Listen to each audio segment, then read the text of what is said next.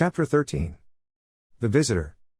A week later, there is a sharp knock at Jack's front door. Looking through the peephole, Jack immediately recognizes the man as a member of the fireman gang, who he has seen at the lunchbox on many occasions, a man known as DFN. "What do you want?" Jack calls through the door. "I just want to talk, man. Nothing else, just talk. I come in peace, paleface, I ain't got no gun or nothing. I come in peace, bro." "Talk about what?" "Well, if you open this door, I'll tell you. Can't be talking to no closed door out here.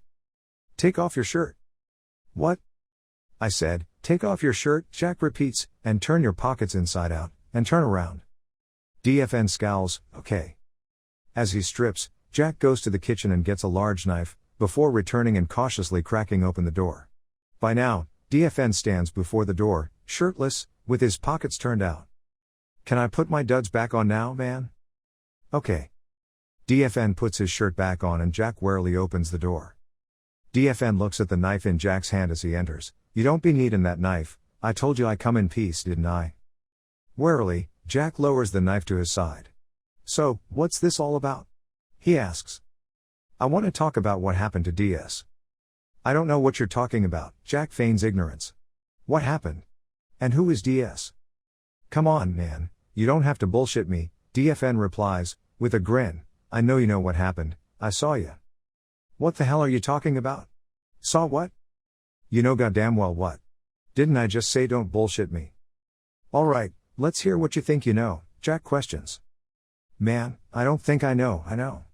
Here's how it goes. You know that kid you sent with that note, down to the box, he was my little nephew, and he knew damn well who you was, even with that shitty disguise you was wearing.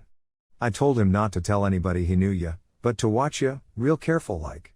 He saw you when you carried DS up to his place. I don't know how DS got all fucked up like he was, but my boy did see you carry him upstairs. And, after that, he saw you leave, so he came and got me. The next afternoon I went to his place, I jimmied the lock and I went in, and guess what? No DS, and never did see him since. So, what does that make me think? Makes me think you had something to do with him going disappeared. What would you think if you was me?" There is a long silence, as Jack stares at DFN.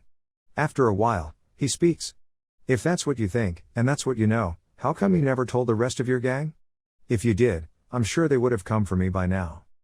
DFN immediately blurts out his reply, "I hated that motherfucker. I wish somebody would have done him sooner. He raped my little sister when she was 11, she told me about it. She wouldn't tell anybody else, 'cause he said he'd kill her and everybody else, if she did.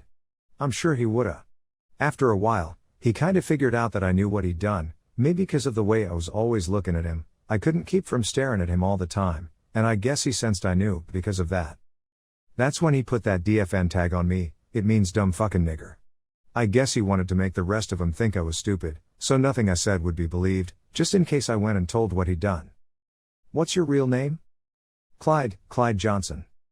"Why did you stay in the gang?" "You just don't quit. Quit them and you quit living." "So, why are you here now, talking to me?" Jack replies, with a frown. "Well, I gotta give you some stars. After 2 of our guys disappeared and we got the 2 notes, you scared everybody. It's one thing when you can see people coming up on you, but another when it's out of nowhere. I gotta tell you, when DS's dead-ass finger jumped out of that sugar bowl, that was tops. Man, that really scared the shit out of everybody, including me. That was some great shit. Guys were starting to talk all kinds of ghost and spook shit, it freaked them all out, they were pissing in their pants. Course, I didn't believe any of that silly shit, 'cause, like I told you, I knew what I knew. But it was my chance to get out, and I took it. I told them all that I thought it was some kind of spooky spirit stuff, and I was leaving.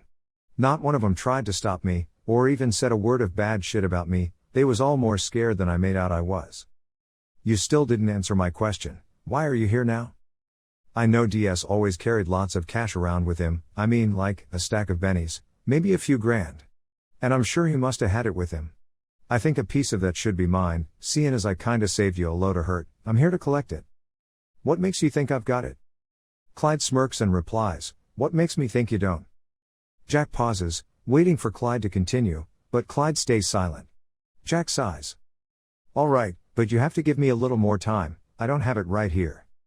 "I don't really believe you, I'm gonna give you a little time, but not much, I'll be back tomorrow. And, don't think you be getting one over on me, just because I had that DFN tag hung on me, don't mean it's true, 'cause it ain't. Clyde leaves and Jack locks the door behind him.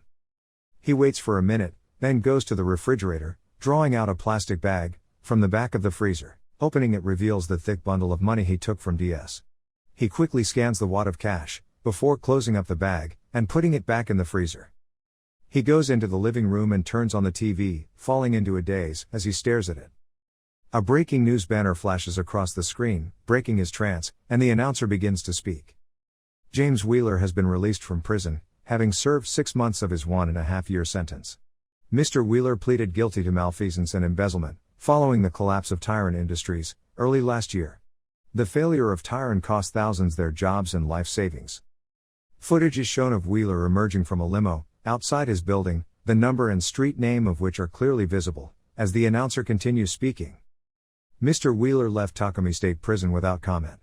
He is still suspected of depositing millions in offshore accounts, hidden from attack by creditors and pension fund officials. Jack is still seated, staring at the TV screen. Fucking 6 months, he mutters to himself, after ruining hundreds of lives. He gets up, and angrily snaps off the television. The next morning, Jack boards a bus, headed to the city. When he gets off, he finds the address and sits in a park, facing Wheeler's building. Time passes, and Jack watches many people enter and leave. Finally, Wheeler emerges, with his dog on a leash. Jack observes as he turns the corner and disappears down an adjacent street. Immediately, Jack stands up and walks toward the bus stop, heading back home.